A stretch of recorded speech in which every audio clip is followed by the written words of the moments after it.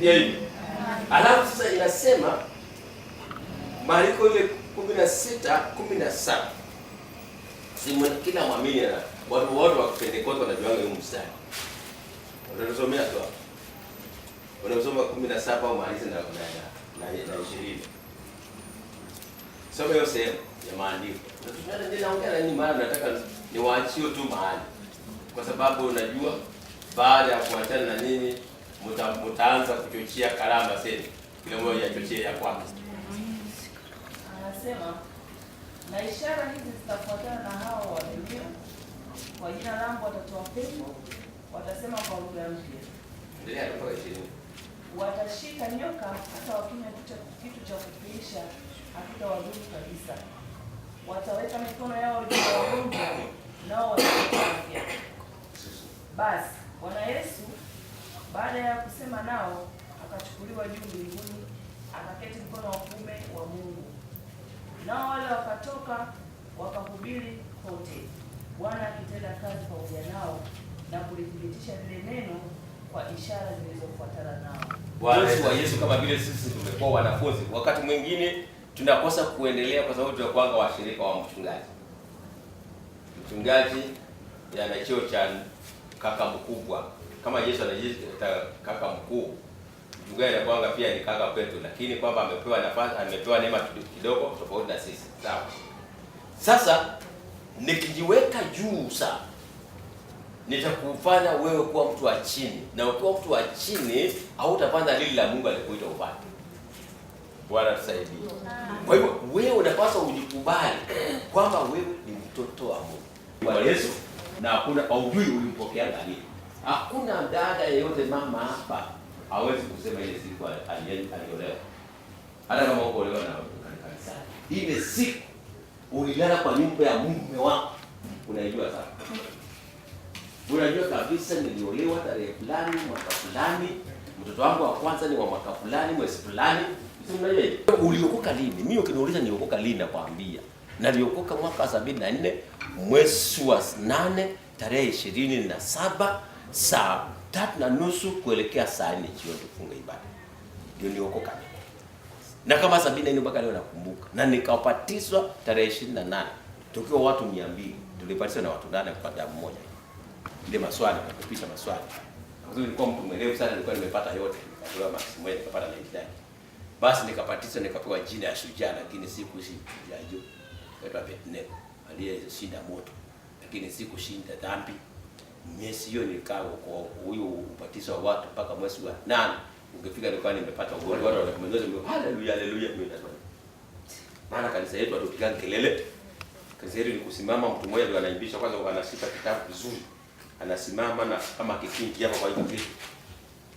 Anaangalia huko, angalia watu. Sio kama mwenda makazi ina hiyo. Anapiga ni mkono tu peke yake. Hivi ndio ilikuwa kasi yake. Lakini ilikuwa si yaokoka. Sasa nikaokoka. Nilipokuwa nikasema kama ubatizo ni hiyo sasa nibatizo sitaki. Nataka hii hao watu ambao wanasema haleluya wanibatize. Kosa kambi yetu ilikuwa mahali fulani. Nikamwambia kama ni hivyo mimi nienda na nikaokoka. Basi nikasimamiwa kama hapa nikapaniwa hivi. Kazi zako zote zile unafanyaga hapa kanisani zimekwisha. Nilivuta na mkono pande. Haikufutwa hivi. Nilikuwa hivi zimekwisha. Nilikuwa na kazi nyingi kuongoza youth, mwana wanarika, kuongoza Sunday school walimu 24, mwana kamati wa branchi na kuongoza ibada hapo kanisani. Niambiwa hiyo kazi kinisimamisha. Na pastor tena. Mchungaji ndio nikachukia uchungaji sana miaka 12. Na 12 nilikataa uchungaji. Ndio vijana sikutaka. Nilihubiri uinjilisti kila mahali lakini sitaki kuwa pastor. Lakini mwisho Mungu akisema ni wewe ni wewe. Amen. Haijalishi huko muoga kiasi gani. Hata kama uko na mashaka hata saa hii hujui kama unaweza kutimua pepo kwa mtu. Unataka mkitimuka unajaribu mchungaji yuko wapi, mama Assembly yuko wapi? Lakini hapa neno linasema mstari mwingine hapa. Angalia usikie vile haya maneno yanapozungumza kwako. Ile mlango wa 16 mstari wa 18 wa Paulo anasema ni Warumi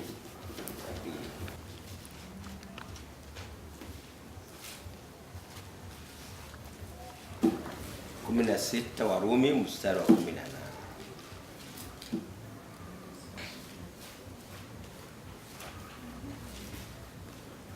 tunasoma maana nataka twende haraka. Kuna vitu 2 3 nataka kuelewa vile zinasuia ndio uweze kuelewa kusiondokea. Tunasema kwa lugha ya kununua kwa point, lakini sasa hapa ni kusiondokea. Warumi 16:18 hawamtumikii Bwana wetu Kristo, bali matumbo yao wenyewe, na kwa maneno laini na ya kujipendekeza waidanganya mioyo ya watu wanyofu. Bwana Yesu asifiwe. Kuna siku tunafanya kazi ya Mungu kwa kujipendeza kwa watu. Utafanya kwa ile nafasi umewekwa na kwa ile sehemu umetengewa, unatumika hapo bila woga, bila mashaka. Alisema nini Yesu juu ya kutumika, juu ya kumuishia? Kwa msemo mwingine, Yohana 12:26. Yohana Injili mlango huu wa 12 mstari wa 26. Soma hapo malize usikie nasema nini. Mtu akinitumikia, ndio, na anifuate, nami nipo na mtumishi wangu atakapokuwapo.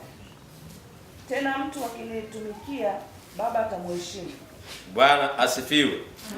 Hayo ni maneno kutoka kwa kinywa cha Yesu mwenyewe. Hivi unapoona unakaa katika kanisa, lazima kuwe kuna jambo la Mungu unalifanya kanisani. Unafunzwa kuimba, unafunzwa kusoma neno, unafunzwa kuomba. Sasa inapofika ni kufanya kazi, ni wakati mashetani inaanza kulipuka kwa watu, ndio unachukua hatua ya haraka, ndio ujue kama bado unambeba Yesu ambao ulimwamini. Nilikuwa na vijana wakati wa mwaka 94. Tuanzia ilianza 93 mwezi wa 10. Hao vijana nilikuwa kazi, lakini ilikuwa ikifika saa 9 wameingiza ibada. Ninakuja kufika kanisani saa 12 ndio naingia kanisani. Ndio sasa nafika saa 1 wananipa madhabahu tena. Lakini kabla hawajanipa madhabahu, nitapata wamepambana na mashetani. Hiyo eneo ilikuwa mashetani sana. Tunafanya ibada inaisha saa 2, lakini tunatoa mapepo mpaka saa 6 usiku. Kanisa lilikuwa ni afumbi. Unapata mtu amepingirika, ujue alikuwa ni wa sura gani. Wetu wa kale ulisulubishwa pamoja naye, ili mwili wa dhambi ubatilike, tusitumikie dhambi tena. Kwa kuwa yeye aliyekufa amehesabiwa haki mbali na dhambi. Lakini tukiwa tulikufa pamoja na Kristo, tuamini ya kuwa tutaishi pamoja naye, tukijua ya kuwa Kristo akiisha kufufuka katika wafu hafi tena, wala mauti haimtawali mtu. Maana kwa kule kufa kwake aliifia dhambi mara moja tu, lakini kwa kule kuishi kwake amwishia Mungu. Vivyo hivyo ninyi nanyi jihesabuni kuwa wafu kwa dhambi, na walio hai kwa Mungu katika Kristo Yesu. Bwana Yesu asifiwe. Amen. Ili uweze kuhifadhi huo uwezo na hizo nguvu na hayo mamlaka, lazima ujihesabu kuwa umeshakufa kwa mambo ya dunia, mambo ya mwili. Sawa. Chuki, magomvi, hasira, ghadhabu, chuchuchuchu, ile mdomo. Maana Yesu yeye anaangalia watu mdomo. Yesu watu mdomo aje. Yesu anaenda watu waliotulia. Maji yaliyotulia yanapanga na kina. Maji yenye fujo inafika tu hapo kwa miguu. Sawa? Lakini kuna maji imetulia, usijaribu kuingia ndani. Ni very deep. Unaweza kusama kabisa. Kwa hivyo ukiona mtu wa pepe, hakuna kitu anapeleka ni ile mkebe. Inaandikwa kimbo ni kimbo tu. Ndani hakuna kitu. Inaweza kusanga sasa. Unaenda kuvuruta mimba na kuvuta hivi. Simuona hivi. Nimewahi kubeba maji na kibuyu. Unaenda mtoni umepata maji hakuna, lakini mnapata kidogo kwenda kukunywa nyumbani. Unaona unapelekea nyumbani. Wao watu ambao tunaitanga itingia. Yaani haijajaa, si nusu na si tofu, haijajaa, yani iko katikati. So, inasema kwa hivyo basi tujihesabu wafu kwa mambo ya nini? Ya dhambi. Inasema Kristo kisha kufa ameivia dhambi mara moja kutoka hafi tena. Hivyo nasi tukishampata Yesu ndani ya maisha yetu, ni kumaanisha tunahesabiwa kama watu waliokufa kwa dhambi, walio hai ndani ya Kristo. Au yaniambia tunamaliza sana. Haya. Sasa ukiangalia maneno ya kitu cha kwanza ni kwamba tunajihesabu yaani mtu wa kwanza Adam lazima afe, na mtu wa kwanza akifa itakuwa sawa. Tunasisitiza kitu cha pili, inakuwa Mungu anaponena mema juu ya yetu, anataka kwanza tujihesabu kwamba tumekufa kabisa kwa mambo ya dunia. Alafu cha pili nazungumza hiyo mambo yaliyokufa ni kwamba ile asili ya Adam inakuwa imeoza kwetu, haina uhai tena. Tunaenda katika mambo ya kuwa viumbe vipya ndani ya Kristo, ile wa Korintho wa pili ile 5:17. Unaangalia nasema mtu akiwa ndani ya Kristo Yesu ni kiumbe kipya. Hapa ndipo maneno yanaanzia. Kwa soma 16:17. Wa Korintho wa pili 5. Ni sehemu ya Mungu mnajuanga sana, watu wa Pentecost wanajua hiyo mstari sana. Anasema hata imekuwa sisi hata imekuwa sisi tangu sasa hatumjui mtu awaye yote kwa jinsi ya mwili. Ingawa sisi tumemtambua Kristo kwa jinsi ya mwili, lakini sasa hatumtambui hivi tena. Hata imekuwa mtu akiwa ndani ya Kristo amekuwa kiumbe kipya, na kale yamepita, tazama yamekuwa mapya. Bwana Yesu asifiwe. Anaondoka. Utapata ujasiri. Mwoga anakosa ujasiri kwa sababu ya vitu fulani amefanya. Sio kama umedaiwa na mtu. Ukiwa umedaiwa na mtu, hautaki muonane. Maana una hofu kukutana naye, maana hujui atakwambia mbele ya watu pesa yangu yanilipa. Kwa wale ambao tunalipa, tuna kama nyumba hizi za kulipa za wenyewe. Kuna watu wanaenda landlord na landlady. Kama hujalipa nyumba yako na kuna zile siku umeambiwa utakuwa ukilipa, hizo siku zikifika unafungaka nyumba mapema na unatoroka nyumbani sana. Ndio hiyo. Kwa sababu gani? Kwa sababu unadaiwa. Inasema jambo lingine la muhimu hapa, inasema kwamba uelewe kabisa kweli mwenyewe umefufuka pamoja na Kristo kutoka kwa wao. Maana Yesu yeye alifufuka na akafufuka. Wa Efeso 2:6. Soma hapa la mtu.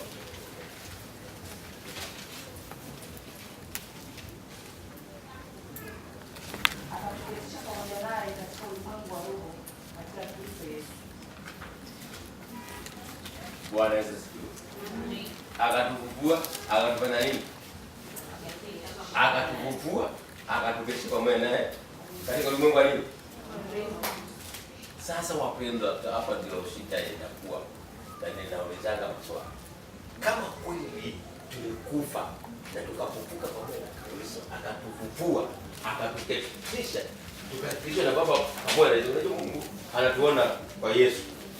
Tunasema Luka ile kununua God sees man through Christ.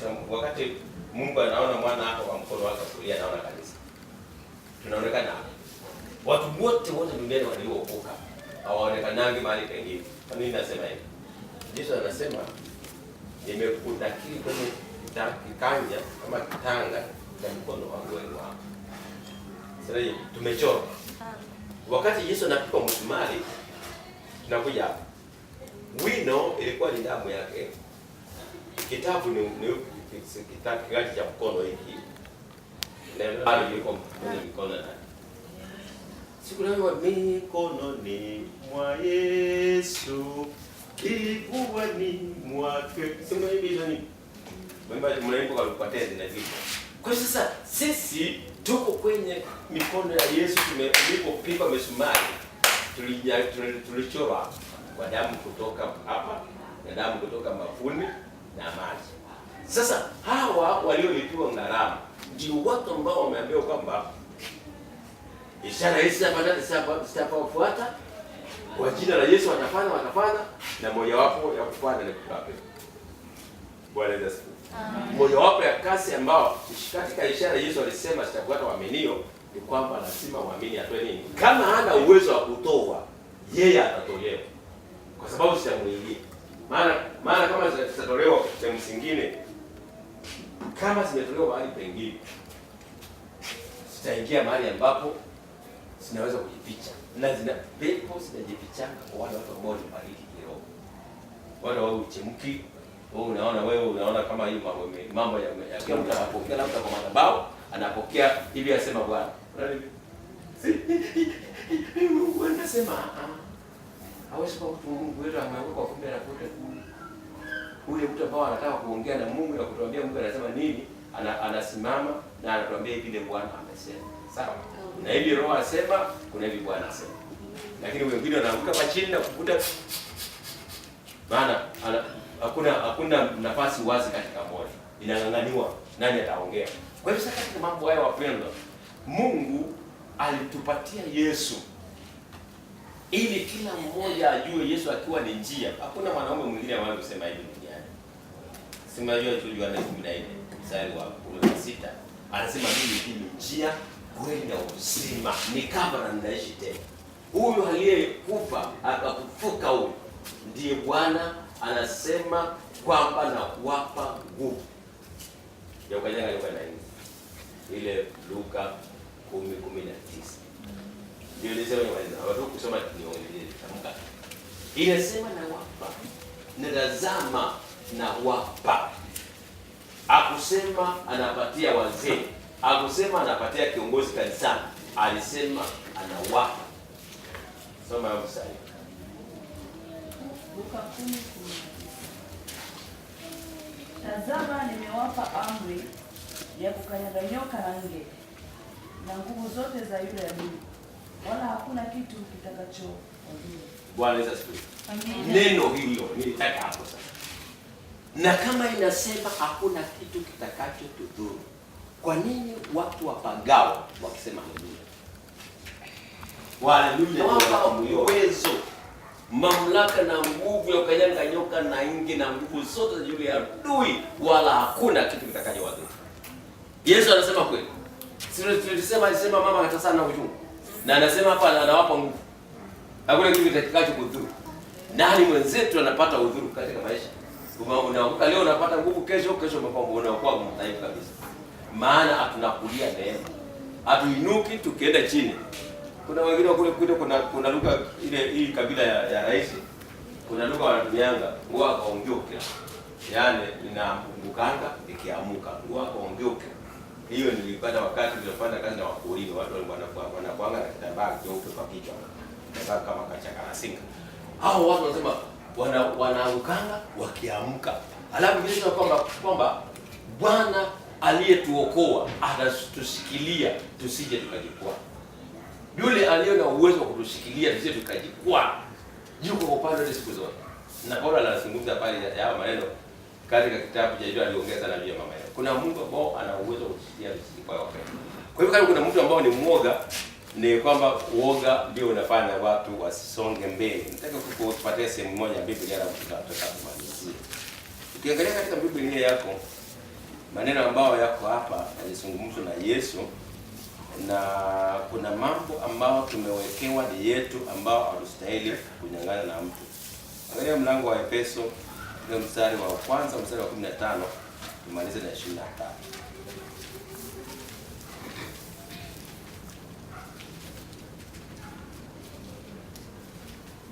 Efeso ile 1 kuanzia 15. Za imani yenu katika Bwana Yesu na pendo lenu kwa watakatifu wote. Siachi kutoa shukrani kwa ajili yenu, nikiwakumbuka katika sala zangu. Mungu wa Bwana wetu Yesu Kristo, Baba wa utukufu, awape ninyi roho ya hekima na ya ufunuo katika kumjua yeye. Macho ya mioyo yenu yatiwe nuru, mjue tumaini la mwito wake, jinsi lilivyo na utajiri wa utukufu wa urithi wake katika watakatifu, jinsi ulivyo na ubora wa ukuu wa uweza wake ndani ya tuaminio, jinsi ulivyo kwa kadiri ya utendaji wa nguvu za uweza wake aliyotenda katika Kristo alipofufua katika wafu, akamweka mkono wake wa kuume katika ulimwengu wa roho, juu sana kuliko ufalme wote na mamlaka na nguvu na usultani na kila jina litwalo, wala si ulimwenguni humu tu, bali katika ule ujao pia.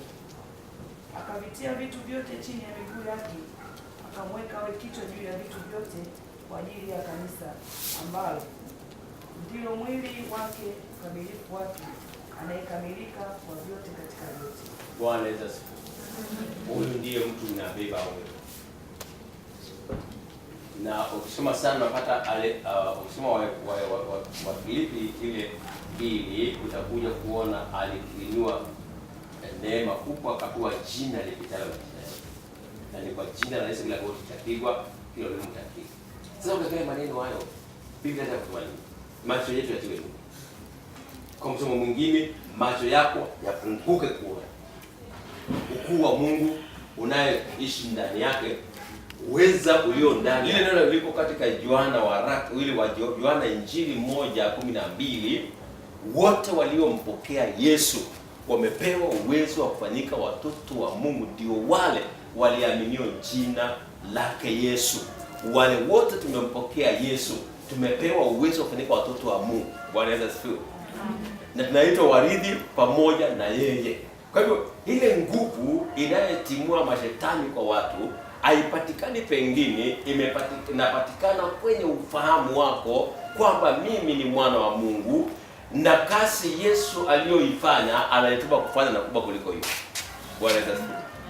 Na ukiamini kwamba kasi Yesu alisema anafanya na amepeana kwa mtu, na wewe ujikubali kwamba mimi ni miongoni mwa waliokabidhiwa hii kazi, utaifanya bila wasiwasi. Utatembea na uwezo wa Mungu bila kuogopa chochote. Wakati tulikuwa vijana, hatukuogopana mpaka wachawi.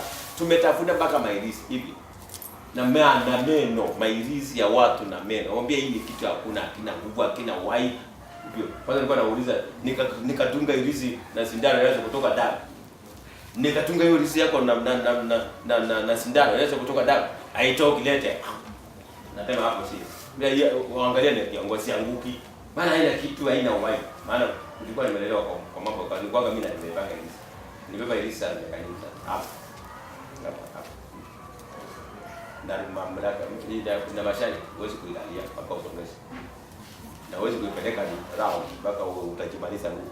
Sasa kwa hiyo lazima uwe mwangalifu za yote. Ukisongeza ikifika hapa unarudisha nyuma. Huwezi kuleta round. Sasa na hiyo neema ya mashetani ilikuwa kwetu, na kwetu kulikuwa na mbuzi za mashetani. Lakini baada ya kuokoka silisha zote. Hiyo baibara ikaisha. Mama yangu akaokoka, akakaa kwa wokovu miaka 19. Mama yangu alikaa kwa wokovu miaka 19 kama miaka 106. Mama yangu alikuwa mkoo mzee. Nani kwa mganga? Kwa hivyo kwa wokovu kuna uzima. Bwana akikubadilisha alikubali kwamba wewe ni mwana, basi utakuwa mwana kweli. Na neema yetu itakuwa ngumu. Somea tu mstari huo wa 8 umalize na 14. Ile tulizo 14 tulisoma mchana kile. Soma Mathayo 1:8. La hapo itakuwa ni nzuri. Malizia hapo nitawaacha. Maana jua nimekuwa na mara hapo ni refu. 1:8 anasema, lakini mtapokea nguvu akisha kuajilia juu yenu Roho Mtakatifu, nanyi mtakuwa mashahidi wangu katika Yerusalemu na katika Uyahudi wote na Samaria na hata mwisho wa nchi. Akisha kusema hayo, walipokuwa wakitazama, akainuliwa wingu likampokea kutoka machoni pao. Walipokuwa wakasema, enyi watu wa Galilaya, mbona mmesimama mkitazama mbinguni? Huyu Yesu aliyechukuliwa kutoka kwenu kwenda juu mbinguni, akakuja jinsi hiyo hiyo mlivyomuona akienda zake mbinguni. Kisha wakarudi kwenda Yerusalemu kutoka mlima ulioitwa na Mizeituni, ulio karibu na Yerusalemu, wapata mwendo wa Sabato. Hata walipoingia wakapanda orofani, walipokuwa wakikaa, Petro na Yohana na Yakobo na Andrea, Filipo na Tomaso, Bartholomayo na Mathayo, Yakobo wa Alfayo na Simoni Zelote na Yuda wa Yakobo. Hawa wote walikuwa wakidumu kwa moyo mmoja katika kusali, pamoja nao wanawake na Mariamu na mama yake Yesu na ndugu zake. Bwana Yesu asifiwe. Kwa hilo kazi mnafanya ya maombi ilifanya na watu wengine mahali pengine. Bwana Yesu asifiwe. Kwa hivyo walidumu. Waliporudi kuachana baada ya Yesu kuondoka, walirudi kwa nyumba. Na hao watu hao ndio walikutana na ile miali ya moto usiku. Nikimaliza nataka niseme Ufunuo wa Yohana ule mlango wa 21 mstari wa 8 unazungumza mbali waoga na wajugizao na wazinzi, mambo mengi hapo, au inasema sehemu yao isiwe na moga. Kwa hivyo ni kwamba kama vile mzinzi hadi mbinguni, hivi na moga hadi. Unaelewa? Moga pale nini? Kama vile mwatelaji hadi mbinguni, moga na karibu miongoni mwa nini? Watu wabaya. Waoga waende. Wawe. Tukutana na mama mzee. Akaniuliza, "Kwani umeshakuja?" Nikamwambia ndio. Na mke wa mtoto wangu ameenda mtoni. Angelikuwa karibu mngeniombea. Nikamwambia ndio mama. Najua umejaribu waganga, umejaribu daktari, lakini kuna mtu mmoja hujamjaribu anaitwa Yesu. Ng'ombe kalia. Chura ikalia. Hao watu walisikia kwa familia yangu. Ni wanaume wawili. Walikuja pale mea. Mama amelia chura, amelia ng'ombe. Na ni jirani. Nikamwambia basi wacha twende kule tutakuja kuombea jioni. Pepo si mchezo. Mzee mmoja akaamua na mtoto wake. Sasa wewe unaenda na vijana wapi? Wewe umekaa Nairobi miaka hii yote na tasaa wa kutoa mahindi shambani. Si wewe tuendelea kazi hapa. Akakataa, akatufuata. Tukaenda tukafanya fellowship, tukamaliza. Jioni tukapitia kwake, tukateremka kwa hiyo boma.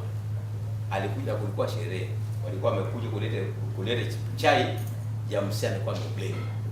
Akaja akasema, "John, muone Yesu wewe vile anaweza kufanya." Jamaa na kibonge mwenye kitambi na kifua pana. Mama kadogo tu alimguza Yesu. Unaona hapa. Mzee alitoka hapa na mama wako hapa. Wakateremka chini. Nikaona hapana, mzee itakuwa ni aibu, nikamguza mama hapa akaanguka. Alipoanguka mtoto wake akakimbia. Akashika akamweka mgongo, akakimbia kaenda kaweka hapo nje na akachukua panga akaja. Akaenda nikamtazama, tuna walinijua miaka ile nilikuanga sijaokoka, walinijua. Sasa kuna jinsi nilikuwa naangalia watu. Alipotokea mlangoni nikamwangalia na hiyo macho. Akanyamaza, akaniteremsha mkono. Akaniambia, "Unajua sisi tulikuwa tunafikiri maombi ya kawaida tu." Ile na hapa shida. Sasa nikamwambia hapana, tulikuwa na hiyo tulikuwa, hii ni ya kutoa, ni ya kutimua. Mama yako si analia ng'ombe, analia chura. Basi ni shauri yako sasa. Huyu basi mzee, mama, ule mzee mapepo ikamshinda. Waache mama akarudi na kaja kaniambia, "Umenifanya vizuri sana kuja kuniona. Lakini wewe kijana, kuna lugha tunaitaka kwetu mtu hajatairi anaitwa kibisi. Wewe kibisi? Si adui amekushinda." Yaani mzee anaambiwa hivi na mama, mzee. "Wewe kibisi? Umeenda amekushinda?" Adui amekushinda. Sasa nilisikia aibu kubwa kama ni mimi naambiwa. Lakini Mungu anaheshimiwa mimi. Na wewe umefanya mzuri kuja, lakini mzee anaambiwa anaitwa hivi kimwani. Kwa hiyo sasa na ule mama sasa ule mzee tukarudi tena kwenda Nairobi, tukaenda kumwandaa tena. Mpaka sasa ni mzee sana lakini ana nguvu. Sasa ni mzee sana lakini ana nguvu na Mungu. Mke wake amekufa juzi. Walioa 1953, 53 ndio walifanya harusi. Ambao ilitoka shilingi 30. Nyingi sana miaka hiyo. Kwa hiyo sasa huyu mzee sasa hii anasimama, ana uwezo wa kukemea mashetani, lakini siku hiyo aliitwa kijana kibezi. Kwa sababu ya nini? Ameshindwa kutoa pepo. Pepo imemtambua, umeshindwa na mimi. Kwa hivyo namchekelea. Kwa hivyo na wewe angalia, usichekelewe na dilola aina yoyote. Kwa hivyo Yesu huyu ambao alienda kuandaa makao anakaa ndani yako.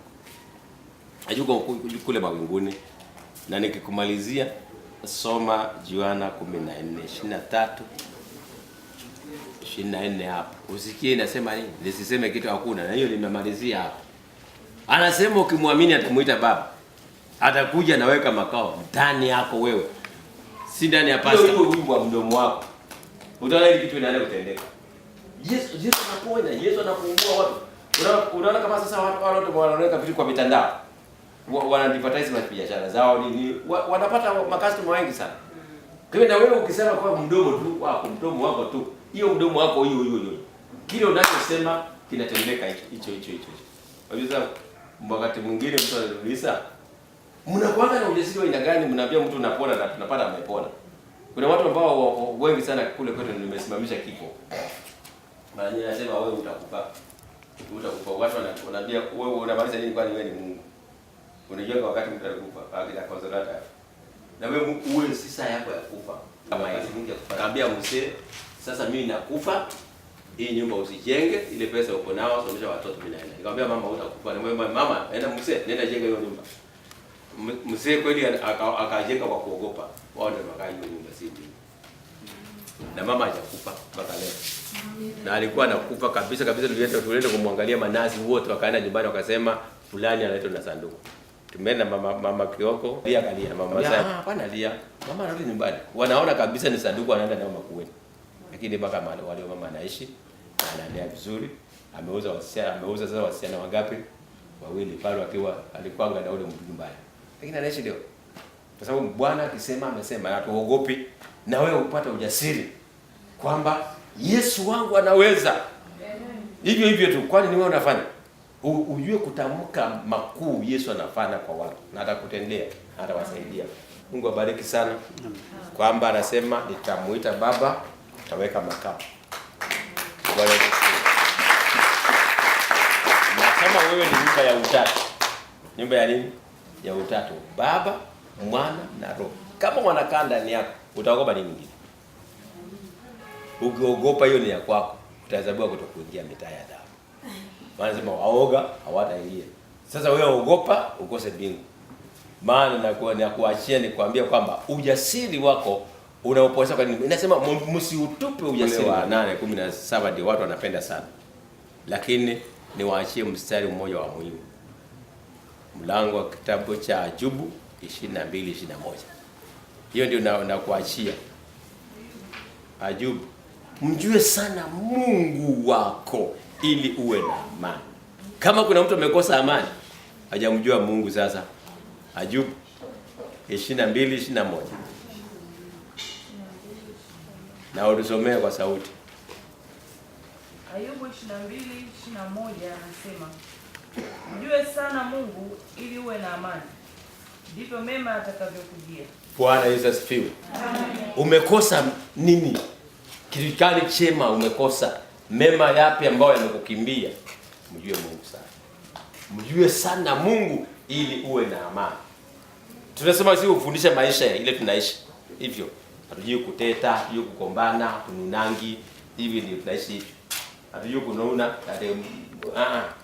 ni hivyo tu.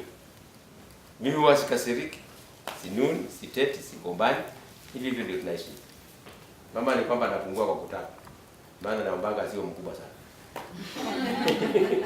Maana tunaendaka mayani mengine wanataka wawepo na pikipiki. Sasa kwa wakati ana kilo nyingi, sasa kidogo na pikipiki maana dereva anamuogopa. Kwa hiyo maana tunaendaka mahali mpaka tupepo na pikipiki. Hatuogopi. Siku nyingine mtu tukaingia pikipiki tukaona huyu mtu anataka kuangusha mke wangu. Na kidogo akamwangusha. Ingawa alikuwa amebeba magunia. Sasa magunia ndio walikonga chini. Hayakulaliwa na mguu na ile nia ya pikipiki. Kwa hivyo sasa ni kwa sababu tunaenda tunatadisha maisha. Katika kutumika lazima uatadishe maisha yako. Uamue kwamba liwe lipi ninapata ile ya Mungu amenituma kufanya. Kwa hivyo ni kwamba mjue sana Mungu ili uwe na amani. Bwana Yesu asifiwe. Simbarikiwe na hiyo. Simuombe tu kwa mtu hapo basi. Na Mungu abariki. Baba Mungu, katika jina la Yesu Kristo, asante. Wamama hawa ni watoto wako na miongoni mwao hawakui kwa kimo kimoja. Kuna wale wanakuwa haraka na kuna wale wanakuwa polepole. Na hivyo ndivyo ilivyo hata watoto tunaozaa. Watu wakisalika kwenye imani tunapokea tofauti. Ila kwangu jiona leo Mungu, ninaomba ujasiri ule wewe unawapa waaminio, wale wamekubali kutembea na Yesu, wale wamekubali kufa kwa dhambi wakawa hai kwa mambo ya rohoni. Miongoni mwa wamama hawa naomba Bwana wa utukufu, wale wameshajikana wakasema Yesu abaki Bwana maishani.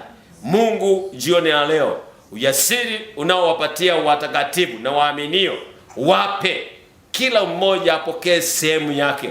Kila mmoja Bwana ukamtie nguvu na uwezo mkubwa, na pasipo ufahamu uwezo hauwezi kuwa, maana tunakuwa na uwezo kwa kuwa tunafahamu kitu fulani. Tunajua kwa hakika Yesu alilipa gharama ya dhambi Calvary, na umesema wazi kwa neno lako Mtu akikuamini kazi ulizifanyazo wewe uliofanya na kubwa kuliko hizo anafanya muamini. Sasa Bwana, waamini ndio hawa, waaminio wengi tu. Bwana, wakati unaomba ujasiri huo uliowapa mitume wakaondoka wakaachia waliofuata baadaye, nao hawa wakaenda wakipokeza wengine, ikaja kufikia kina Martin Luther, ikaendelea mpaka imekuja kufika miaka yetu. Basi kwa jina la Yesu ninaomba Mungu, watu hawa ni vifaa vyako. Kama ulitumia mbweha 300, mtu mmoja akachukua kuunganisha mikia akasitupa kwenye ngano ya Wafilisti wakateketeza, hawa ni zaidi ya mbweha 300. Wana uwezo wa kutamka, wana uwezo wa kuamrisha. Roho Mtakatifu wa Mungu, hapa kuna watu ambao ni vyombo umeita. Naomba neema ya utumishi juu ya wale umepaka mafuta. Naomba nguvu ya kutumika kwa wale wamesikia sauti. Na hivyo basi wale ambao wamekuwa waking'ang'ana na mashetani wakiogopa, ondoa roho ya uoga, ondoa mashaka, ondoa kutokuamini. Kila mmoja Bwana muangazie.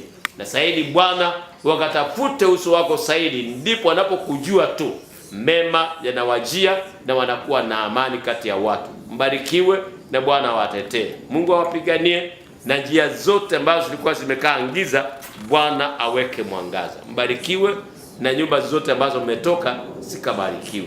Barikiwe pamoja na uzao wenu, barikiwe pamoja na kazi za mikono yenu. Barikiwe, shukuru, tuko pamoja, tutaendelea tu. Bwana wabariki. Basi Biblia ndiko. Karibu mama, endelee. Na mimi ni mwana. Tumpigie Bwana Yesu makofi.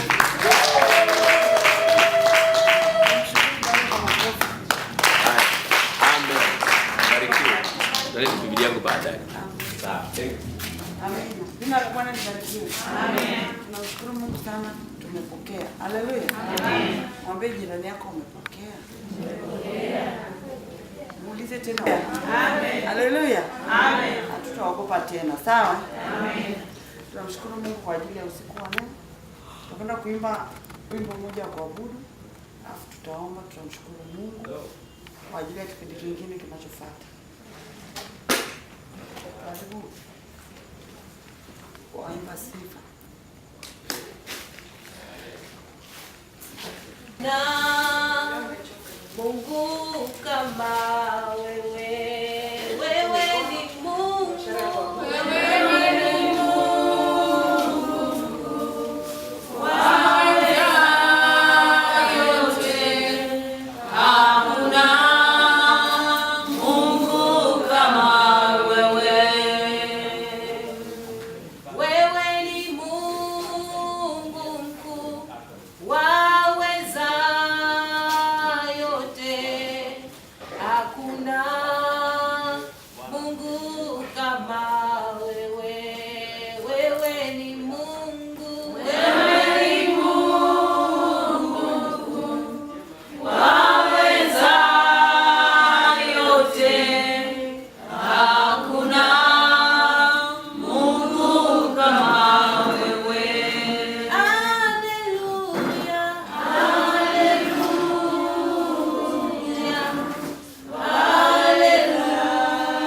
haleluya, hakuna Mungu kama wewe. Baba, katika jina la Yesu tunakushukuru Mungu wa rehema. Asante Jehova kwa ajili ya mwendo wako. Wewe ni mwema na mwaminifu. Tumeona wokovu wako Jehova. Tumejua ujasiri Mungu wa rehema na mtumishi wako. Tumekuona Mungu kututegemea. Tumejua Bwana sisi ambao tumekuwa na hofu. Tunajua Mungu wa rehema shetani anatuogopa. Tunajua mamlaka na wanatutii katika jina la Yesu Kristo anazidi. Asante Mungu wa rehema kwa kutukuza mambo mengi kupitia mtumishi wako. Baba, asante kwa kuwa umenena nasi. Baba, hujatuacha, umetupitia kila mmoja, umesema na kila mmoja. Baba, tumeinuka katika kutoka ngazi hii na kwenda ngazi hii na kubariki na kutukuza jina lako Jehova. Baba, tunapoingia kwenye kipindi kingine, tunasababisha tunamkabidhi mtumishi wa Mungu mikononi mwako. Baba, sema nasi kupitia kinywa chake. Baba, ukaona uso wako, ukaona nasi kupitia yeye na kubariki Mungu kwa sababu tunaonekana na kutenda mambo makubwa kwa ajili yetu. Asante kwa ajili ya maneno yako ambayo Bwana yanatuzidia saa hii. Maana tunakuja mahali ya utukufu wako. Tunahitaji kuona, tunahitaji kufunguliwa, tunahitaji kuelewa, tunahitaji Mkambwa. Najua Mungu anakuja kufanya jambo katika jina lenye uwezo na mamlaka. Naomba na kushukuru. Amen. Wewe waweza, wewe waweza, wewe waweza.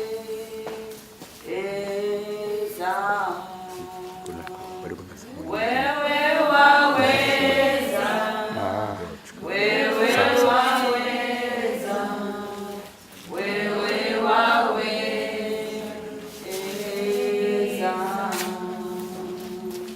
wewe watosha, changamka, wewe watosha, wewe watosha.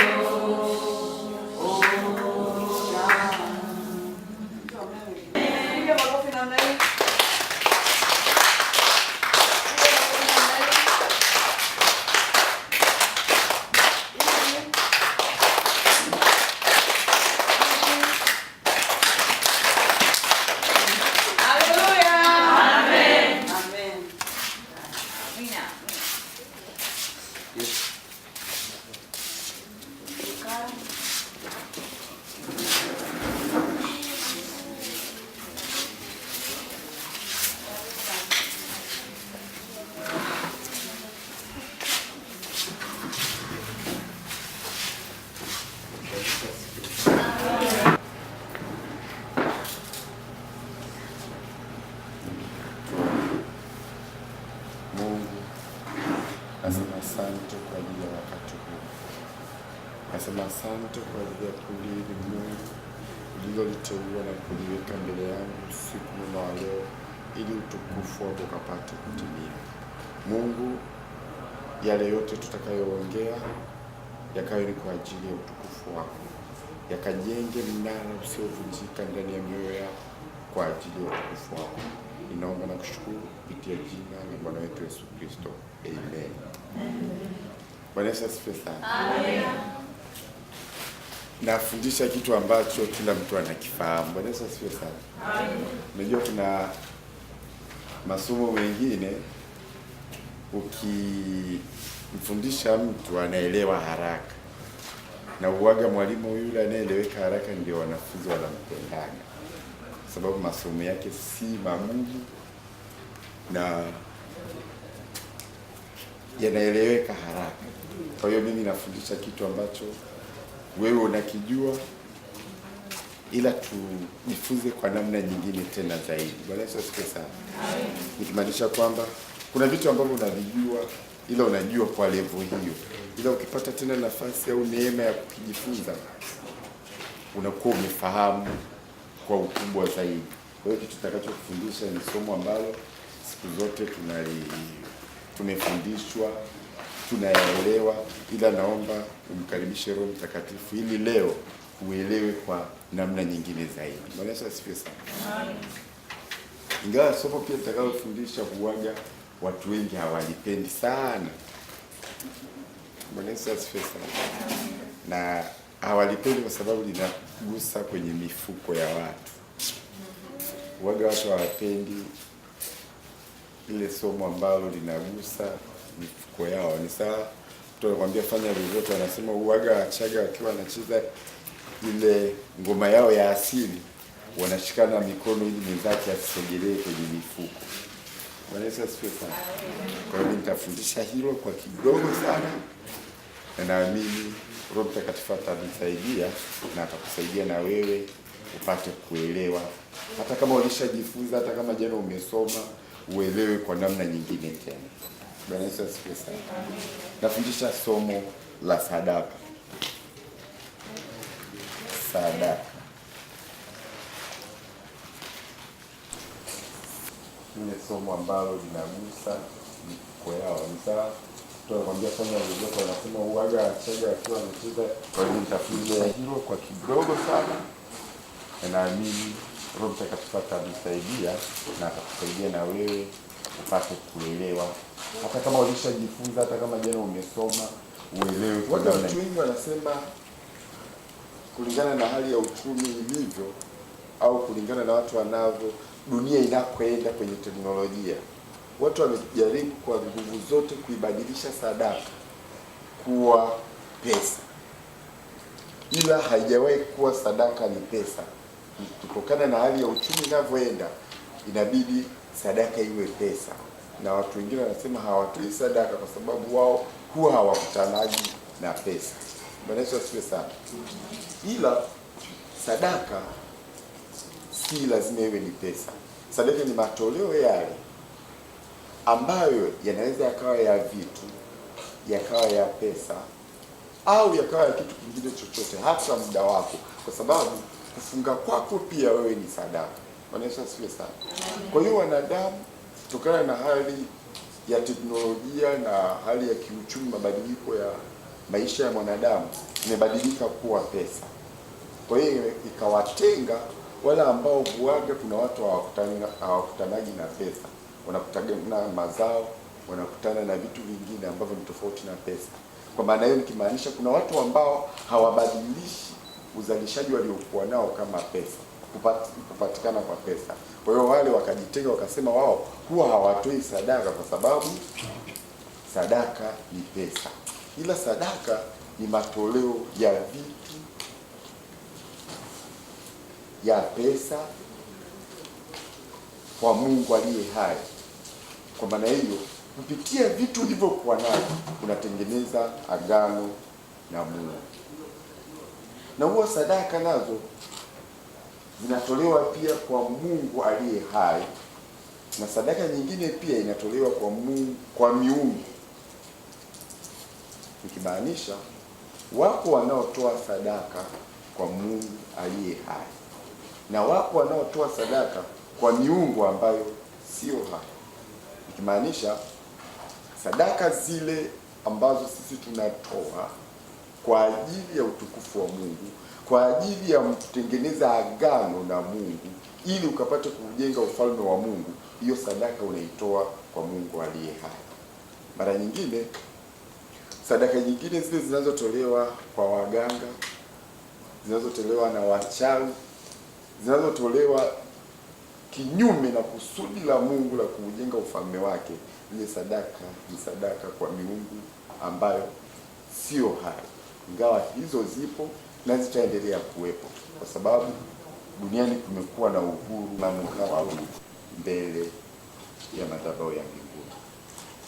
Sadaka yoyote iliyo safi, isiyo na mawaa, ni manukato mbele za Mungu.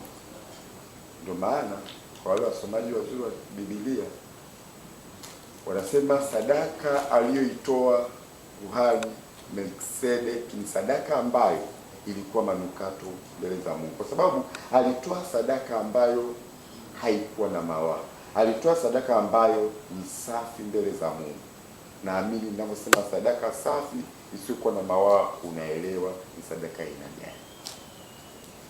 Nikimaanisha sadaka iliyo safi ni ile sadaka inayopatikana katika chanzo ambacho ni sahihi. Maanisha siwe sana, kwa sababu wako wanaouza bangi na wanatoa sadaka, wako wanaopata vipato katika njia ambazo sio halali na wanaenda na kujitolea kwa wale ambao ni wenyeji kidogo wa Dar es Salaam. Mwanzoni nilikuwa naishi maeneo ya pale Tenkibovu. Nilikuwa na mara nyingi kabla sijaokoka nilikuwa napita naabudu hapa leo, siku nyingine naabudu sehemu nyingine. Kwa hiyo nilikuwa napenda sana kuabudu KKT pale Tenkibovu.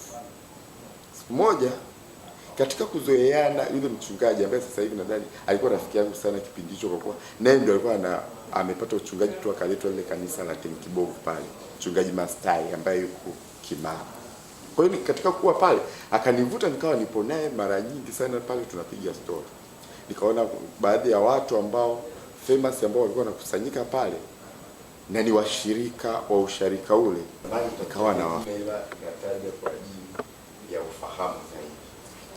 Kuna watu ambao wamekaa Tenkibovu watakuwa wanafahamu Mama Nguruko. Kana nafahamu Nguruko, inafahamika sana. Kuna Nguruko Annex ya kwanza na ya pili na kuendelea. Yule mama ni namba moja, alikuwa namba moja katika utoaji wa sadaka usharika wa Mbezi Beach. Bwana Yesu asifiwe sana. Mmoja wazee wa kanisa wakaitana wakakaa. Wakasema huyu mama sawa anatoa sadaka, ila anatoa kwenye chanzo gani? Na watu mnafahamu biashara ya mama huko ni nini mpaka sasa hivi. Bwana Yesu asifiwe sana. Ana dini na baba. Kwa hiyo wakakubaliana kabisa hii sadaka si sahihi kuendelea kutoa. Wakakubali ikasitishwa, akaambiwa mama, kutokana na wewe unafanya biashara hii na sadaka yako si sahihi mbele za Mungu. Kwa hiyo wakamwambia nadhani tu, na wewe unapokuwa unatoa sadaka unadhani yaani kusudi lako ni hiyo sadaka ipokelewe na Mungu, hiyo sadaka iwe na mkato mbele za Mungu. Yule mama akasitisha nadhani kutoa sadaka, mfungo kile alikuwa anapeleka kwa wiki akasitisha. Baada ya kama wiki nyingi wakamtafuta yule mama, wakamwambia, wakamuomba na samahani, jamani, samahani, endelea kutoa.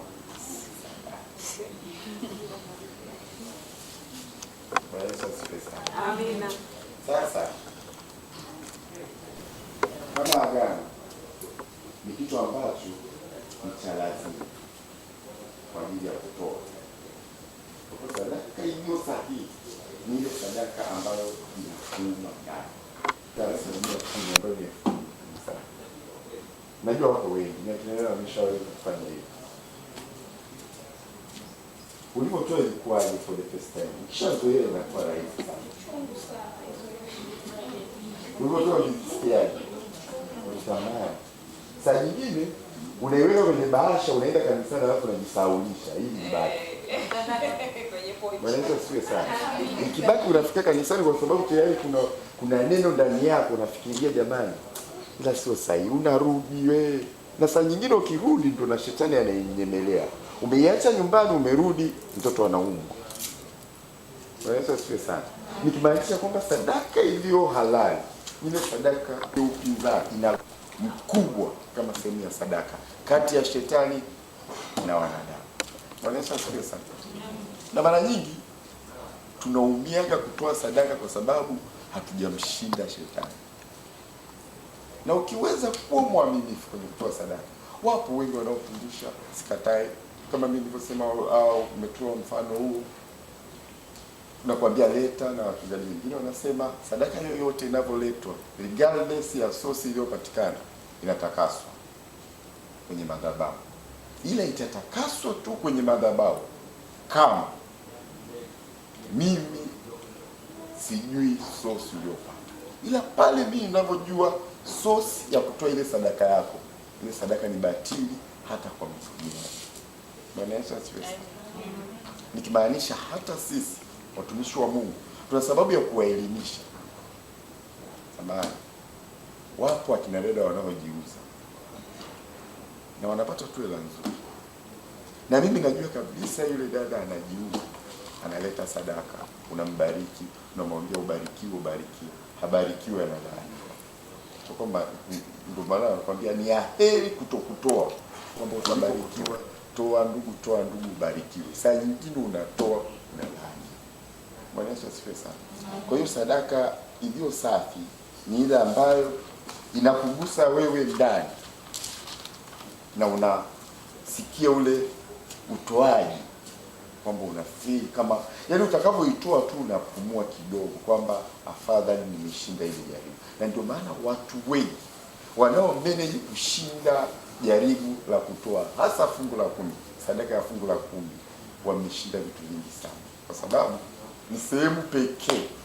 Kwa wale ambao tulishawahi kukutana kwenye somo la hati za mashtaka, hati nyingi za mashtaka kati ya shetani na wanadamu, ikimaanisha yale mashtaka ambayo shetani anapeleka kwa Mungu kwamba huyu alimefanya hivi, huyu amefanya hivi, mbona unazidi kumbariki, ipo kwenye sehemu ya sadaka. Bwana Yesu asifiwe sana. Kwani jamani, hamjaona watu wako vizuri kwenye biashara zao, wako wamefanya vizuri, wamefika level fulani, unaona ghafla kutoka kwenye 90 yuko kwenye 0. Wapo tunawaonaga, anakwambia sijui niliingia mkopo, nilifanyaje, wamekuja kunifilisi. Kumbe ukiruhusu yule alaye na mharibifu kwenye mali zako kwa kutokutoa sadaka, akija yule mharibifu, tunutu na madumadu wanachukua kile. Maandiko matakatifu yanakuambia serikali ya wanasheria wale ambao walimhukumu Yesu na Mafarisayo walikuwa wanamjaribu ili usiharibu kipato kile cha kwake, ili usije ukaharibu kipato kile ambacho serikali wanachokitazamia kukipata. Kwa hiyo hiyo ndio sehemu ya sadaka.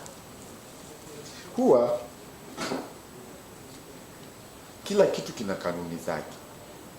Sadaka nayo ina kanuni. Kwa hiyo kuna kanuni ambazo zina uhusiano kati ya sadaka kwa Mungu.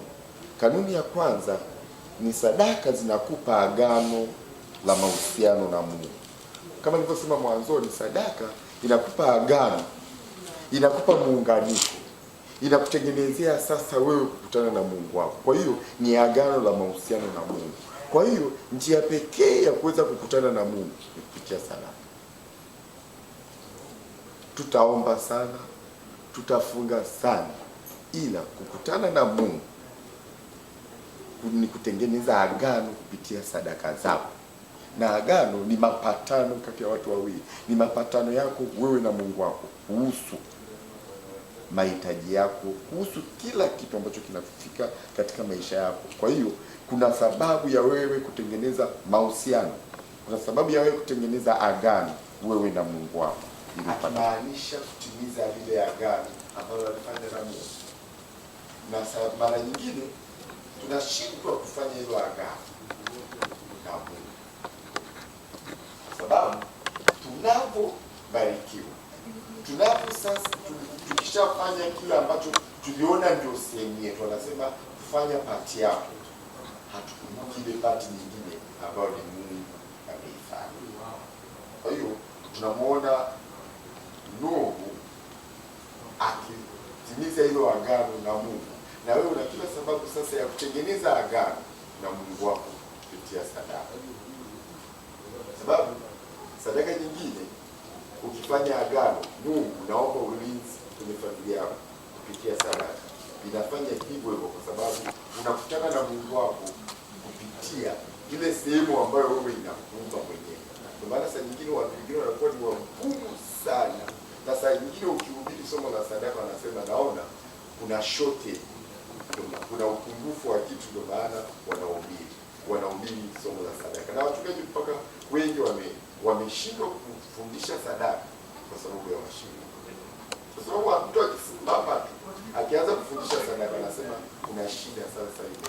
Naona wanahitaji inakutengenezea kikwazo cha kufikiri kwamba sasa kuna uhitaji, kwa maana ameanza kusema kuhusu sadaka.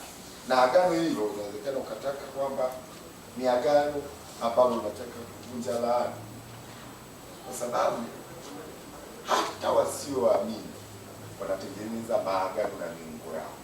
Bwana Yesu asifiwe sana. Kuna rafiki yangu mmoja wao ni watu wa Morogoro, wakaoea Zanzibar Pemba. Walipoka kule Pemba wakatengeneza undugu na Wazanzibari. Baada ya muda wakawa hawezi kupata tena ile kabila moja, yaani kuna watakao lose na identity zao. Kwa hiyo nao Waluguru wakaluzi nafasi yao katika ushirikina na Wazanzibari wakaluzi nafasi yao katika ushirikina, wakatengeneza ushirikina wa aina moja. Sasa nilipomuuliza akasema wale wachawi wakuli wanafunga. Wanasema sana. Yaani wakataka uondoke duniani wanafunga.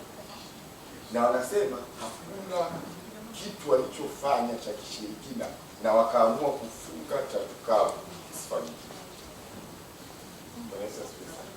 Kwa hiyo tujue kabisa kuna maagano yanafanyika na yataendelea kufanyika. Kwa hiyo usifikiri tu kwamba ni sisi ambao tumempokea Yesu tunajua siri ya kufunga. Na kufunga kama mwanzo nilivyokuambia ni sehemu ya sadaka. Tukitoa ile ya maana, ile overview ya kijumla kuhusu sadaka ni pesa, hata kufunga ni sadaka. Kwa hiyo kama wachawi nao wanasema sadaka huwa ni agano na kutengeneza mahusiano na Mungu, hiyo ya kwanza. ni agano la upatanisho na Mungu. Kwa hiyo sadaka ni agano la upatanisho na Mungu.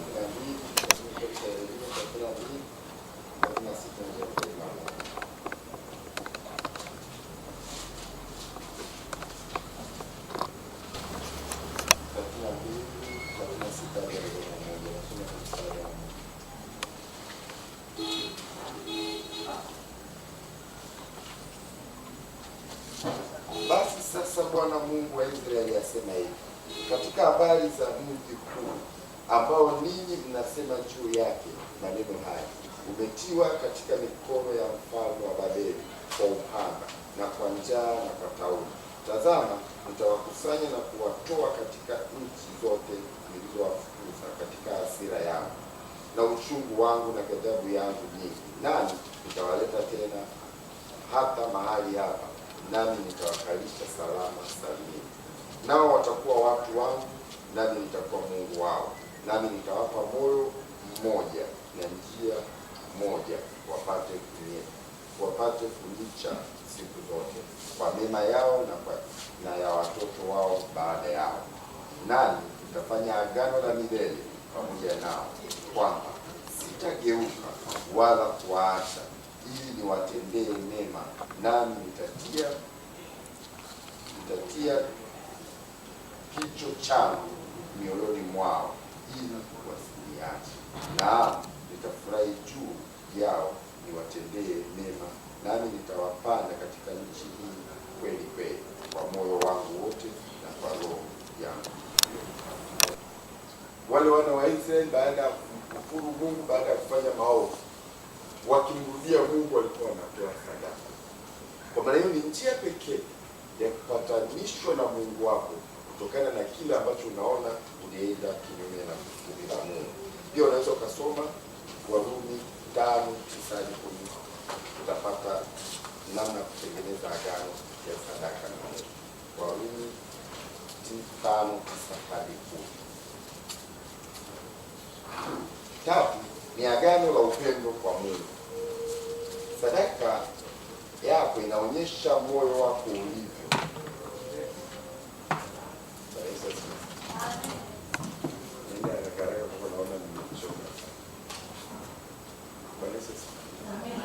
Ni agano la upendo kwa Mungu. Sadaka inaonyesha moyo wako ulivyo kwa Mungu. Ukisoma kitabu cha Mwanzo 4:3-7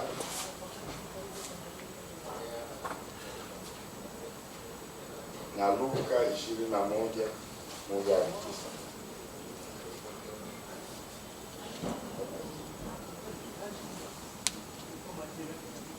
Nne ni agano la shukrani kwa Mungu. Kutoa sadaka ni agano la shukrani kwa Mungu. Mungu amekutendea mengi. Sadaka ndio njia pekee ya kuonyesha kumshukuru Mungu kwa yale anayokutendea. Kwa hiyo sadaka ni agano la shukrani kwa Mungu. Ukiona maisha unayoishi ni Mungu, kwa hiyo ili umuonyeshe Mungu kwamba umefahamu hilo, unatoa sadaka kwa kumshukuru Mungu. Tutasoma kitabu cha Mithali 18:17-18.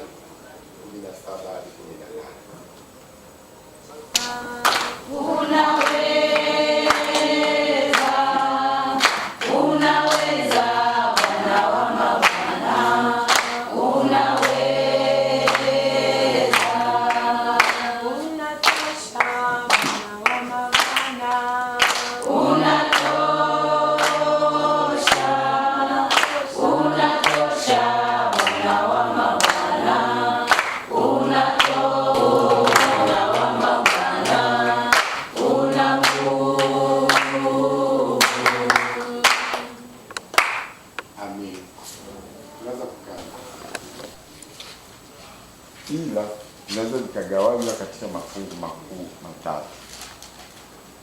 Sadaka huwa ziko za aina nyingi sana, ila tunaweza tukazigawanya katika makundi makuu matatu.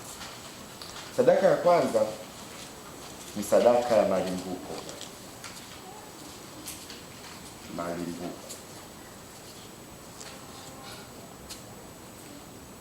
Sadaka ya pili ni sadaka ya zaka.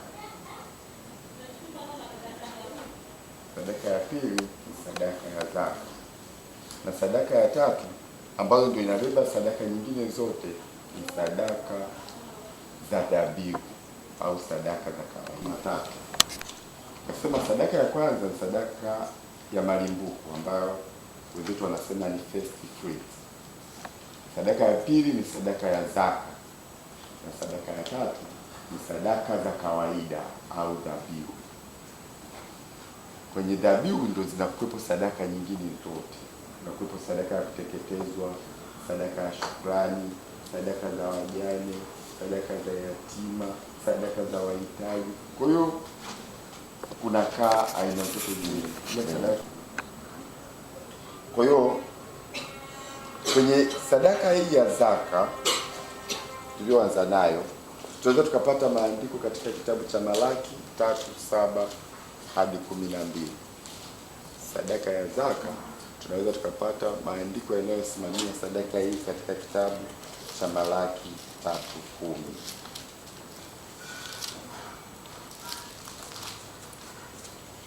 Nasoma kwa msaada wa Bwana. Nasema 3:7 hadi 12. Toka siku za baba zenu mmegeuka upande, mkayaacha maagizo yangu, wala hamkuyashika. Nirudieni mimi, nami nitawarudia ninyi, asema Bwana wa majeshi. Lakini nyinyi mwasema, turudi kwa namna gani? Je, mwanadamu atamwibia Mungu? Lakini ninyi mnaniibia mimi. Lakini nyinyi mwasema, tunakuibia kwa namna gani? Mmeniibia zaka na dhabihu. Ninyi mmelaaniwa kwa laana, maana mnaniibia mimi, naam taifa hili lote. Mstari wa 10. Leteni zaka kamili ghalani, ili kiwemo chakula katika nyumba yangu. Mkanijaribu kwa njia hiyo, asema Bwana wa majeshi, mjue kama sitawafungulia madirisha ya mbinguni na kuwamwagieni baraka, hata isiwepo nafasi ya kutosha. Nami kwa ajili yenu nitamkemea yule alaye, wala hataharibu mazao ya ardhi yenu, wala mzabibu wenu hautapukutisha matunda yake kabla ya wakati wake katika mashamba, nasema Bwana wa majeshi. Na mataifa yote watawaiteni heri, maana mtakuwa nchi ya kupendeza sana, asema Bwana wa majeshi. Bwana Yesu asifiwe sana. Kwa hiyo tukisoma hii sura ya 3 ya kitabu cha Malaki, tunapata vitu vikuu vitatu. Tunapata vitu vingi samani. Tunapata maneno yanayosema tunamwibia Mungu zaka na dhabihu. Pia tunapata maneno mengine yanayosema mmelaaniwa na taifa hili lote. Tunapata maneno mengine yanayosema leteni zaka iliyo kamili ghalani nyumbani mwa Bwana. Tunapata maneno mengine yanayosema nitawamwagieni baraka na pasiwemo nafasi ya kutosha. Alafu maneno mengine tunayoyapata, nitamkemea yule alaye na mharibifu katika maisha hii. Bwana Yesu asifiwe sana. Kwanza niseme sadaka ya zaka ni nini maana yake. Kwa kuwa watu wengine wanashindwa kuelewa maana pana ya sadaka ya zaka. Sadaka ya zaka ni sadaka tunayotoa sehemu ya 10 ya mapato yetu yaliyo halali. Bwana Yesu asifiwe sana. Amen. Ni sehemu ya 10 ya mapato yetu yaliyo halali. Sasa tunatoaje? Kwa kuwa mwanzo nimetanguliza kusema sadaka sio lazima iwe pesa. Inaweza ikawa vitu au pesa, au kabadilisha hivyo vitu vikawa pesa, vyote vinakubalika. Kwa hiyo sadaka ya zaka kwa wale ambao ni waajiriwa. Kuna wengine na mafundisho mengine yanasema tunatoa katika kiasi kile kabla ya kodi. Watu wale ambao wanapokea mishahara wanajua. Tunatoa, wengine wanafundisha na watu wengine wameshajizoesha, wanasema sadaka ile tunaichaji 10%. Tuna fungu la 10 tunatoa fungu la 10 kabla. Yesu asifiwe sana. Je, wewe unafanyaje? Bwana Yesu asifiwe sana. Wote wako sahihi katika utoaji wa aina hii. Ila ukitoa sadaka kwenye gross, kwa wale ambao wanasema Kiswahili inaitwaje kizuri zaidi, sadaka mshahara wako kama unalipwa 200,000, ukasema unatoa 10% ya 200,000 ukapeleka katika madhabahu inayokuhudumia, au ukairuhusu akatoa yale makato ya hifadhi ya mifuko ya jamii, alafu akatoa kodi. Kwa hiyo kile kiasi ambacho kinaingia kwenye akaunti yako ndio unaenda kukitoa kodi, unaenda kukilipia zaka, wewe uko sahihi pia. Bwana Yesu asifiwe sana. Ila wewe unayetoa zaka kwenye ile neti, nikimaanisha kile kiasi unachopokea, ukija kulipwa mafao yale ya hifadhi ya mifuko ya jamii, unatakiwa utoe sehemu ya 10 tena. Bwana Yesu asifiwe sana. Bwana Yesu asifiwe sana. Amen. Sisi kama tumeelewana jamani. Amen. Na maanisha hakuna ambaye hayuko sahihi kwenye utoaji wa zaka, kwenye kutoa kwenye mshahara ule kabla ya makato na yule anayetoa baada ya makato. Ila ni kukumbuka tu unavyotoa kabla ya makato, ukija kulipa mafao yako unaweza usilipe tena zaka, ukatoa sadaka nyingine za shukrani kawaida. Ila ukitoa kwenye gross unaweza usilipe tena. Bwana Yesu asifiwe sana. Kwa wale wataalamu wa kodi wataona pia kile kiasi ambacho tunalipwa mafao ya mifuko ya hifadhi ya jamii baada ya kuretire, au kwa wale ambao wanafanya kazi kwa mikataba, baadaye kinachajiwa kodi. Bwana Yesu asifiwe sana. Hata ukifuatilia sana wale ambao watu waliostaafu kazi wanalipwa kile kiasi, alafu baadaye kinakuwa tayari kimeshakatwa kodi, au upewi kama kilivyo. Nikimaanisha zaka tunayotoa ni sadaka ambayo inatupa ulinzi. Bwana Yesu asifiwe sana. Kwa sababu kama kupitia kitabu cha Malaki anasema atamkemea yule alaye na mharibifu. Kwa maana hiyo ukitoa sadaka ya zaka, iwe ni kwenye biashara, iwe ni kwenye kazi yako, kwenye ajira yako, umesimamisha ulinzi katika vipato vyako vyote. Bwana Yesu asifiwe sana. Bwana Yesu asifiwe sana. Naomba tu nitafundisha hii sehemu ya zaka, sitafundisha hizi nyingine, ili kama tukipata nafasi siku nyingine tutamalizia, kwa sababu naona tumechoka sana. Kwa hiyo sadaka ya zaka, yeyote yule anayetoa kwa uaminifu, na ni sadaka pekee ambayo Mungu ameruhusu mwanadamu kumjaribu. Ni sehemu pekee ambapo Mungu peke yake amesema ni jaribuni. Bwana Yesu asifiwe sana. Kwa hiyo tumeruhusiwa na Mungu kumjaribu kwa kutoa kwa uaminifu fungu la 10, sadaka ya zaka, ili tuone kama hatafungua madirisha ya mbinguni na kutumwagia baraka. Hakuna sehemu nyingine, labda kama utakuwa umesoma, kuna sehemu ambayo tumeruhusiwa. Maandiko mengine yanasema Mungu hamjaribu mwanadamu, bali mwanadamu anajaribiwa kwa tamaa zake mwenyewe. Ila hapa ameturuhusu tumjaribu kwa kutoa sadaka, ili tuone kama hatafanya kitu cha tofauti katikati ya maisha yetu. Bwana Yesu asifiwe. Bwana Yesu asifiwe sana. Kwa hiyo unaweza ukawa umesababisha laana kwenye familia yako, kwa sababu Mungu amesema mwenyewe kwamba tumjaribu, tuone kama hata tufungulia madirisha ya mbinguni na kumwagia baraka. Na akasema kwa kuwa tunamwibia, kwa kuwa wapo wanaoniibia wamelaaniwa, na hauishi kulaaniwa mwenyewe, na laaniwa taifa lote. Maanisha laaniwa wewe, atalaaniwa mtoto wako, laaniwa mtoto wako, atalaaniwa na mtoto wake. Kwa hiyo inakuwa ni kitu kinachoendelea kwenye maisha yetu. Bwana Yesu asifiwe sana. Na sadaka ya zaka ni sadaka pekee inayofungua madirisha ya mbinguni juu yako. Ni sadaka pekee ambayo, kwa watu wengine wanatoa sadaka za dhabihu, wanatoa sadaka za kutekeleza, sehemu ya kupitisha baraka. Bwana Yesu asifiwe sana. Amen. Bwana Yesu asifiwe sana. Amen. Kwa maana hiyo sadaka iliyo kuu kuliko sadaka zote ni sadaka ya zaka. Kwa hiyo toa zaka, alafu ndio utoe sadaka nyingine, kwa sababu ukitoa sadaka nyingine unamshukuru Mungu. Sawa, umeshukuru, Umetoa sadaka ya kuteketeza, sawa, umetoa sadaka ya kuteketeza. Ila sasa itapita wapi kama milango na madirisha ya mbinguni yamefungwa? Bwana Yesu asifiwe sana. Amina.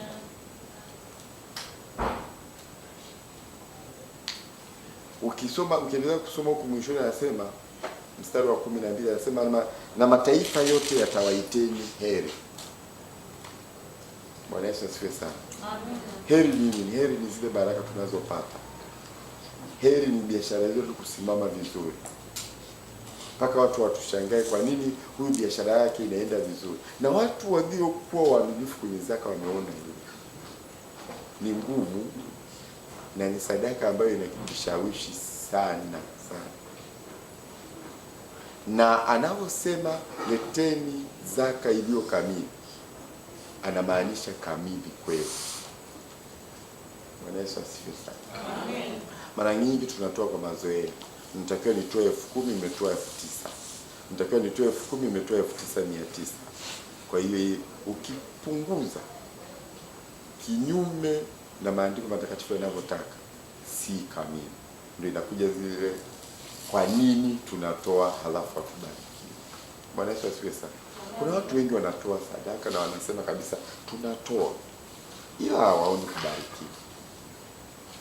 Na ukiwa hutoi iliyo kamili, ubarikiwi, unatoa mchango tu. Kwenye harusi wanasemaga uchakao. Bwana Yesu asifiwe sana. Kwa hiyo sadaka ya zaka ni sadaka ambayo imebeba baraka nyingi juu yako. Ni sadaka inayofungua milango ya baraka juu yako.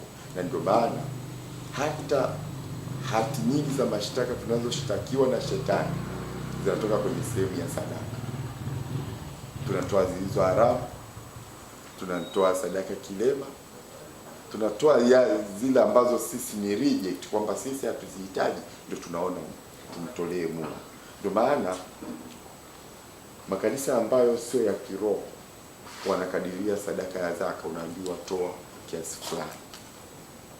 Kwa wale ambao wenzangu waliotoka Roma wanafahamu vizuri, tunakadiriwa jumuiya fulani ilete kiasi fulani, jumuiya fulani ilete kiasi fulani, jumuiya hii ilete shilingi 50,000 wakati ina watu 50 hao. Akitokeza mmoja tu akiweza kutoa ile 50,000, watu wengine wote wananyamaza kimya. Kwa hiyo inakuwa si sadaka. Bwana Yesu asifiwe sana. Amen. Basi naomba niishi hapo kwa sababu naona tunapotezana. Bwana Yesu asifiwe sana. Nimefundisha tu ka introduction na sadaka ya zaka kwa ufupi sana. Kwa hiyo kwa nini tunatoa alafu hatubarikiwi? Kuna sadaka za dhabihu ambazo ziko nyingi na zinatolewaje?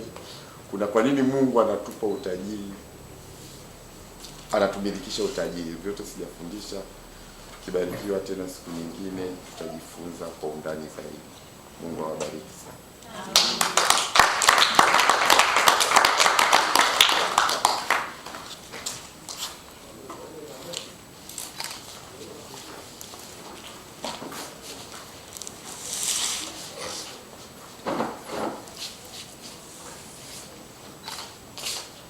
Bwana Yesu asifiwe. Amina. Tumpigie Bwana Yesu makofi. Mpaka mwalimu amekimbia. Umechoka? Huu ni muda wa mapumziko. Tunakwenda kumshukuru Mungu sasa kwa ajili ya somo zuri la baraka. Tutapumzika dakika 10. Sawa? Nataka kuoga, nataka kulala. Kwa mfano kama watu wasifa hawajapumzika kabisa. Kwa watajinyoosha, nataka kuoga, nataka kufanyaje? Alafu tutarudi hapa, tutakuja kuombea mikono yetu. Kuponya mikono yetu. Sawa? Kufungua mikono ya utafanyaje? Kwenye eneo la biashara, kazini, kitu chochote unachokifanya kwenye biashara, tunarudi kuja kwa ajili ya kukuombea. Haleluya. Amen. Tunataka kujiombea tena, tunarudi kwenye ile eneo kama inavyosema ratiba yetu. Haleluya. Amen. Basi tumshukuru Mungu. Baba, katika jina la Yesu Kristo wa Nazareti, nakushukuru Mungu wa neema, nasema asante kwa wema wako na fadhili zako. Asante Mungu kwa kuwa umetufundisha jinsi ambavyo Mungu wa neema uguswe moyo wako ni kukutolea. ama kutufungulia milango ya madirisha ya mbinguni ili kutolea Baba. Asante kwa ajili ya upendo wako, asante kwa ajili ya kutufundisha. Umesema na sisi maneno yako leo, Mungu wa rehema. Baba, umesema tukujaribu kwa kutolea ili tukuone kama wewe ni Mungu wetu. Baba, tunakushukuru, tunasema asante kwa ajili ya kusema na sisi. Tumepokea maneno yako, tutakwenda kuyatendea kazi sawa sana mapenzi yako. Baba, ile roho yote inayozuia kutoa sadaka, ile roho yote inayozuia kutoa, ile roho yote inayoshikilia mikono yetu na jinsi yote, Baba, tunaifunga na kuitupa kuzimu kwa mamlaka ya jina la Yesu. Mtakatifu Mungu wa rehema, tunapokwenda mapumziko kidogo, tunaomba pamoja na wewe, tunajifunika damuni mwako. Roho ya kisasi na malipizi haina mamlaka juu ya maisha yetu, haina mamlaka juu ya mtoto aliyeko mahali hapa, haina mamlaka juu ya familia ya mtoto aliyeko mahali hapa, haina mamlaka juu ya nyumba yoyote ya mtoto aliyoiacha mahali hapa. Na kushukuru Mungu kwa kuwa utakwenda kulinda kwa damu yako ya thamani, na malaika walinzi watakuwa wanailinda ile nyumba, watakuwa wanalinda kazi, watakuwa wanalinda watoto, watakuwa wanalinda kila ambacho mtu amekiacha mahali hapa. Na kushukuru Mungu kwa ajili ya ulinzi katika jina la Yesu Kristo wa Nazareti. Naomba na kushukuru. Amen. Amen.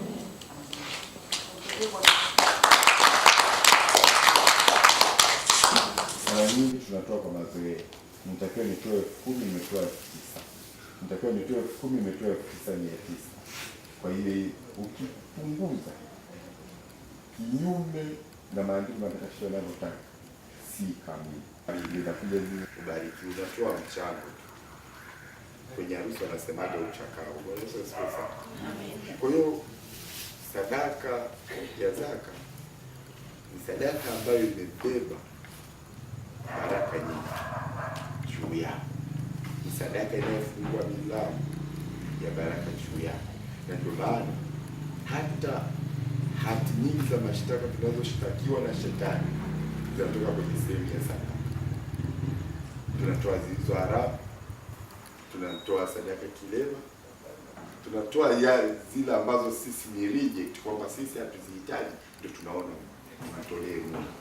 Kwa wale ambao wenzangu waliotoka Roma wanafahamu vizuri, nakadiriwa jumuiya fulani ilete kiasi fulani, jumuiya fulani ilete kiasi fulani, jumuiya hii ilete shilingi 50,000 wakati ina watu 50 hao. Akitokeza mmoja tu akiweza kutoa ile 50,000, watu wengine wote wananyamaza kimya. Hiyo inakuwa si sawa. Kwenye eneo la biashara, kazini, kitu chochote unachokifanya kama cha biashara, tunarudi kuja kwa ajili ya kukiombea. Haleluya. Amen. Tunakuja kujiombea tena, tunarudi kwenye ile eneo kama inavyosema ratiba yetu. Haleluya. Amen. Basi tumshukuru Mungu. Baba, katika jina la Yesu Kristo wa rehema, uguso moyo wako ni kukutolea, kama kutufungulia milango ya madirisha ya mbinguni ni kukutolea Baba. Asante kwa ajili ya upendo wako, asante kwa ajili ya kutufundisha. Umesema na sisi maneno yako leo, Mungu wa rehema. Baba, umesema tukujaribu kwa kutolea ili tukuone kama wewe ni Mungu wetu. Baba, tunakushukuru, tunasema asante kwa ajili ya kusema na sisi. Tumepokea madaka yako. Ile roho yote inayozuia kutoa, ile roho yote inayoshikilia mikono yetu na jinsi yote, Baba, tunaifunga na kuitupa kuzimu kwa mamlaka ya jina la Yesu. Mtakatifu Mungu wa rehema, tunapokwenda mapumziko kidogo, tunaenda pamoja na wewe, tunajifunika damuni mwako. Roho ya kisasi na malipizi haina mamlaka juu ya maisha yetu, haina mamlaka juu ya mtoto aliyeko mahali hapa, haina mamlaka juu ya familia ya mtoto aliyeko mahali hapa, haina mamlaka juu ya nyumba yoyote ya mtu yote aliyoiacha mahali hapa. Na kushukuru Mungu kwa kuwa utakwenda kulinda kwa damu yako ya thamani, na malaika walinzi watakuwa wanailinda ile nyumba, watakuwa wanalinda kazi, watakuwa wanalinda watoto, watakuwa wanalinda kila ambacho mtu amekiacha mahali hapa. Na kushukuru Mungu kwa ajili ya ulinzi katika jina la Yesu Kristo wa Nazareti. Naomba na kushukuru. Amen.